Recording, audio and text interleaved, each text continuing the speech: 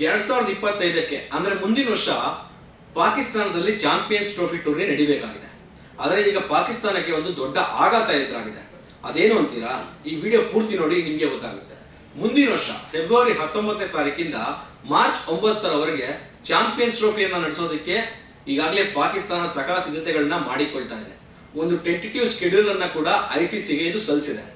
ಆದ್ರೆ BCCI ಭಾರತ ಪಾಕಿಸ್ತಾನಕ್ಕೆ ಹೋಗೋದಿಲ್ಲ ಅನ್ನೋದನ್ನ ಡಿಸೈಡ್ ಮಾಡಿದೆ. ಯಾಕೆ ಪಾಕಿಸ್ತಾನಕ್ಕೆ ನಾವು ಹೋಗೋದಿಲ್ಲ ಅಂತಂದ್ರೆ 2008ರಲ್ಲಿ ನಡೆದಂತಹ ಒಂದು ದುರ್ಘಟನೆಯಿಂದ ಪಾಕಿಸ್ತಾನ ಹಾಗೂ ಭಾರತದ ನಡುವೆ ಇದ್ದ ಸಂಬಂಧ ಮತ್ತಷ್ಟು ಹಳಸಿತ್ತು. ಯಾಕಂದ್ರೆ 2008 ನವೆಂಬರ್ 26 ಮುಂಬೈಯಲ್ಲಿ ಒಂದು ಅಟ್ಯಾಕ್ ಆಗುತ್ತೆ. ಆ ಅಟ್ಯಾಕ್ ನಿಂದ ಎಷ್ಟೆಲ್ಲ ಪೊಲೀಸರು ಪ್ರಾಣ ಕಳ್ಕೊಂಡ್ರು ಅಂತ ಎಲ್ಲರಿಗೂ ಗೊತ್ತಿದೆ. ಇದಾದ್ಮೇಲೆ ಪಾಕಿಸ್ತಾನ ಭಾರತಕ್ಕೆ ಪ್ರವಾಸವನ್ನ ಮಾಡೋದನ್ನ ನಿಲ್ಲಿಸ್ತು. ಅಷ್ಟೇ ಅಲ್ಲ, ರಾಜಕೀಯ ಚಟುವಟಿಕೆಗಳು ಕೂಡ ಅಲ್ಲೇ ಸ್ಥಗಿತಗೊಳ್ತು. ಯಾವುದನ್ನ ಕಂಟಿನ್ಯೂ ಮಾಡೋದಕ್ಕೆ ಭಾರತ ಇಷ್ಟಪಡಲಿಲ್ಲ.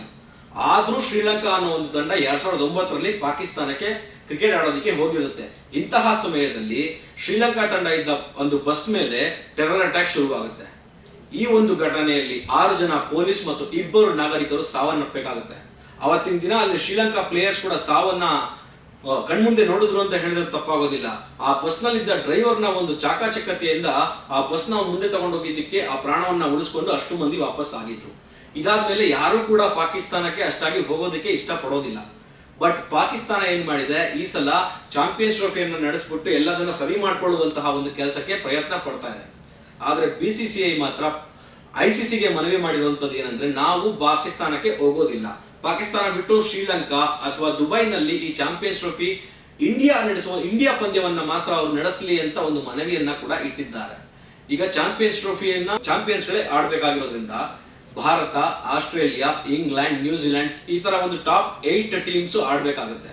ಟಾಪ್ 8 ಅಲ್ಲಿ ಪಾಕಿಸ್ತಾನ ಇಲ್ಲದೆ ಇದ್ರೂ ಕೂಡ ಈ ಟೂರ್ನಿಗೆ ಅವಕಾಶ ಪಡ್ಕೊಂಡಿದೆ. ಅದು ಅಲ್ಲಿ ಪಾಕಿಸ್ತಾನದಲ್ಲಿ ನಡೀತಿರೋ ಒಂದು ಕಾರಣಕ್ಕೆ ಪಾಕಿಸ್ತಾನ ಅಲ್ಲಿ ಆಡಬೇಕಾಗಿರುವಂತಹ ಒಂದು ಸ್ಥಿತಿ ಎದುರಾಗಿದೆ.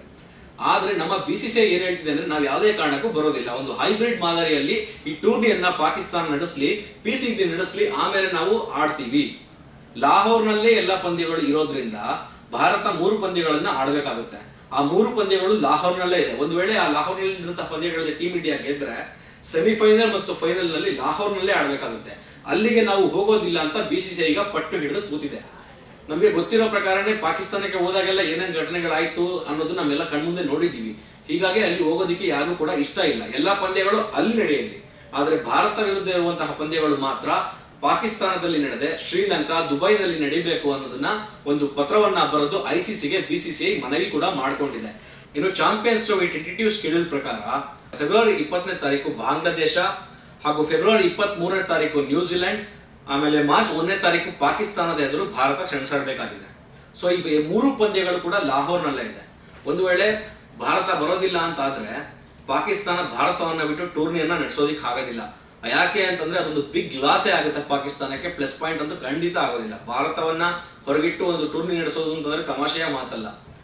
ಹೀಗಾಗಿ ಈ ಕಠಿಣ ಪರಿಸ್ಥಿತಿಯಲ್ಲಿ PCB ಯಾವ ನಿರ್ಧಾರವನ್ನ ಕೈಗೊಳ್ಳುತ್ತೆ ಅಂತ ನಾವೆಲ್ಲರೂ ಕಾಯ್ದು ನೋಡ್ಬೇಕಾಗಿದೆ.